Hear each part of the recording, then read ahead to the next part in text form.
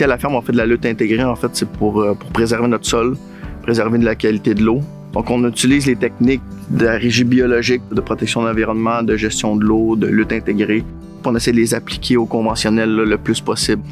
Bonjour, mon nom est Pierre-Luc Hervieux de l'entreprise Ferdinand Hervieux Inc. à Lanoret dans Lanaudière, spécialisée en production maraîchère.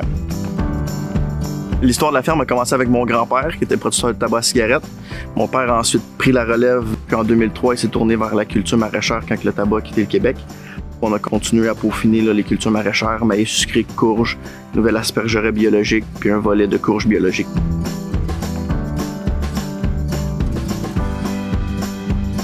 À toutes les semaines, on dépiste tous nos champs. Donc, on fait le tour pour savoir exactement qu'est-ce qu'on doit traiter. On a des pièges installés pour les captures de papillons de la pyrale du maïs. Puis, on a aussi des pièges pour le perceur de la courge. Avec notre agronome, on travaille pour avoir le bon produit, le mettre à la bonne place, au bon moment. Principalement, les méthodes alternatives à l'utilisation des pesticides qu'on utilise, ce sont les trichogrammes, donc des petites guêpes parasitoïdes qu'on insère dans les champs de maïs sucré pour lutter contre la pyrale du maïs. Et avant, on avait 3 traitements de planifiés en saison selon les captures qui avaient lieu dans les pièges. Donc maintenant, on n'applique plus aucun insecticide dans les champs de maïs sucré ici à la ferme. Les enjeux particuliers au niveau de la production de courge, c'est surtout la lutte contre la mauvaise herbe. Au niveau du désherbage mécanique de la courge, on a 3 outils pour éviter l'utilisation d'herbicides. On a un sarcleur léger et ensuite on a un sarcleur avec des employés qui sont sur la machine pour enlever la terre et repousser un peu les mauvaises herbes. Ensuite, on a un applicateur d'engrais en bande qui est équipé aussi de sarcleur. Puis à la fin, on passe un autre coup avec l'équipement pour renchausser les plants puis bien étouffer la mauvaise herbe qui pourrait rester.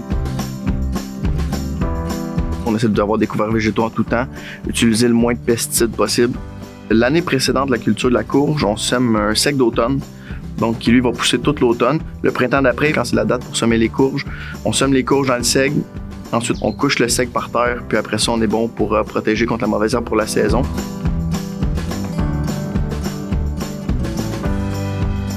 Ici, avec le carrefour industriel et expérimental de Lanaudière et avec le soutien monétaire du MAPAC, on a implanté en 2018 un système de biofiltre qui, dans le fond, filtre les résidus du pulvérisateur. Donc, quand on a fini d'appliquer des pesticides, on doit rincer entre chaque matière active. Ça n'apporte aucun avantage aux cultures ou à la ferme, mais c'est une façon écologique là, de vidanger le pulvérisateur puis d'éviter la pollution ponctuelle là, lors des rinçages. En fait, c'est sûr qu'on veut toujours continuer à s'améliorer. Donc, dans les années à venir, là, on va continuer à regarder beaucoup pour travailler sur les engrais verts, culture de couverture. Puis on va rester à l'affût avec les différentes formations pour pouvoir développer des meilleurs moyens de lutte intégrée. En fait, moi, ce qui m'inspire beaucoup, là, c'est de continuer à cultiver la terre que mon grand-père a cultivée, de réussir à faire une agriculture qui est raisonnée, de pouvoir offrir des produits frais aux Québécois, de travailler d'une façon à protéger la terre, que je puisse la léguer à mes enfants un jour. Tout ça, c'est juste le gros bon sens.